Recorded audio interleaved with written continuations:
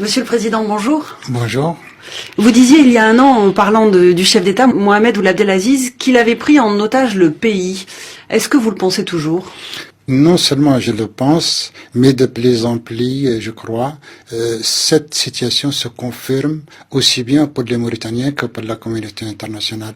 Une prise en otage, c'est quoi? C'est en réalité une prise de pouvoir contre la volonté des Mauritaniens et par la force. Et jusqu'à présent, c'est la même situation qui est en train de perdurer. Et par conséquent, je signe et je persiste. Notre pays est pris en otage aujourd'hui par la personne que vous nommez. Aucun régime dans notre pays n'a opéré autant de pillage du domaine foncier de la ville de Nouakchott que ce régime.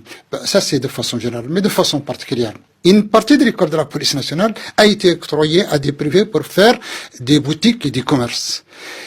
Le stade olympique qui est au centre de Nouakchott et qui est l'unique équipement sportif de cette ville vient de se voir retrancher la plus grande partie de sa surface pour construire des bâtiments privés. Au profit de qui? Au profit de privés. Proche du chef de l'État, de son entourage? Ça ne peut être que quelque chose comme ça. En plus de cela, nous venons aussi d'assister aujourd'hui cette année exactement à la décision de vendre les 3 ou 4 plus vieilles écoles de Nouakchott qui sont au centre de Nouakchott sans aucune solution de remplacement. Et le problème n'est même pas là. Le problème, c'est l'esprit dans lequel c'était là. Le fait que des écoles publiques sont vendues à des privés et transformées en marché et en commerce est quelque chose d'extraordinaire. Et c'est quelque chose qui sort de l'entendement. Ceux qui ont fait ces opérations et ceux qui en ont bénéficié devront en répondre tôt ou tard. Lors de votre passage au pouvoir, Elilou Mohamed Vall, entre 2005 et 2007, vous avez modifié la Constitution pour limiter le nombre de mandats à 2. Est-ce que vous craignez que le président revienne sur cette disposition ? Nous avons toute possibilité de penser qu'il cherche à tout prix à trouver une solution d'ouvrir cette Constitution.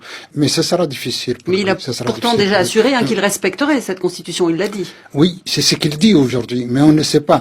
En tout cas, tout ce que nous voyons aujourd'hui tend à faire croire que d'une manière ou d'une autre, cette Constitution sera triturée pour que le pouvoir puisse continuer dans l'avenir. Que ce soit à travers, si vous voulez, une tentative de révision du nombre de mandats présidentiels ou que ce soit à travers une tentative de vider le pouvoir du président vers le Premier ministre. Pour un scénario à la Poutine. En quelque sorte. Mais concrètement, quelle preuve vous avez de cette volonté ? La preuve la plus manifeste, c'est que ce pouvoir, et particulièrement le chef de la rébellion de 2008, n'a jamais accepté... Donc le chef de la rébellion, vous parlez du président, Mohamed Ould Abdelaziz, qui est arrivé au pouvoir par un coup d'État.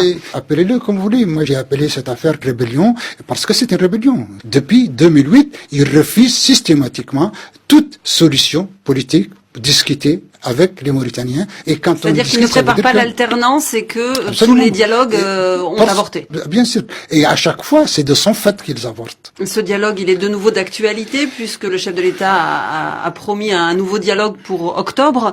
Est-ce que ce dialogue pourra voir le jour ? Écoutez, il n'y a pas de volonté et je pense qu'il s'agit de quelqu'un qui essaye de gagner du temps, qui est en train de préparer autre chose que ce qu'il déclare officiellement. Pour rétablir la confiance, l'opposition a formulé plusieurs demandes et notamment la dissolution du BASEP, le bataillon de la sécurité présidentielle dont le chef de l'État était l'ancien commandant.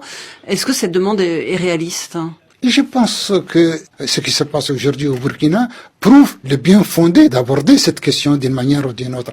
Il est clair aujourd'hui que ce problème est un problème fondamental de la refondation du pouvoir dans un certain nombre de pays où cette situation existe. Et je pense que quelqu'un qui est de bonne foi n'a pas à refuser de discuter de ce genre de problème. Elilou Mohamed Vall, vous avez été pendant plus de 20 ans directeur général de la Sûreté.